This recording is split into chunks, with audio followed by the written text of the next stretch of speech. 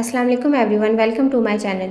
बहुत बड़े बड़े काम कर जाते हैं वो लोग जो छोटी छोटी चीज़ें भी सिर्फ अल्लाह पाक से मांगते हैं। लिहाजा मांगना है तो सिर्फ अल्लाह पाक से मांगे। ईमान और हया दो ऐसी चीज़ें हैं जिनमें से एक चली जाए तो दूसरी खुद ब खुद ख़त्म हो जाती है। जब बंदा किसी से नाराज़ होता है तो वो इससे कहता है कि आपने मेरे घर नहीं आना। इसी तरह जब अल्लाह पाक किसी बंदे से नाराज़ होते हैं तो वो इसे अपने घर नहीं आने देते। अल्लाह का जिक्र अपने हाथ की उंगलियों पे किया करो, क्योंकि जब आप अपनी कब्र के अंधेरे में रहोगे तो ये उंगलियां रोशनी का काम करेंगी।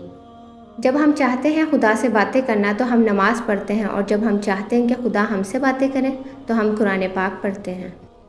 सब कुछ पास होकर भी अगर बेसुकूनी है तो समझ लें कि आपका दिल दुनियावी चीज़ें नहीं चाहता, बल्कि वो अल्लाह से जुड़ने के लिए तड़प रहा है। खुद को अल्लाह से जोड़ें, हमेशा का सुकून आपका मुकद्दर बन जाएगा। मेरी गफलतों की भी हद नहीं, तेरी रहमतों की भी हद नहीं, ना मेरी ख़ता का शुमार है ना तेरी अता का शुमार है।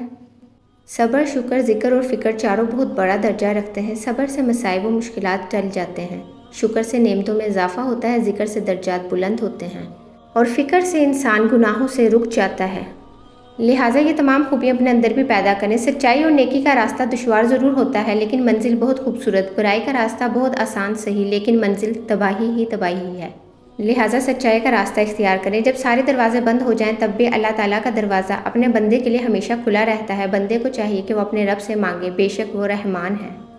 Thanks for watching my video. Kindly like, share and subscribe my channel. Thank you.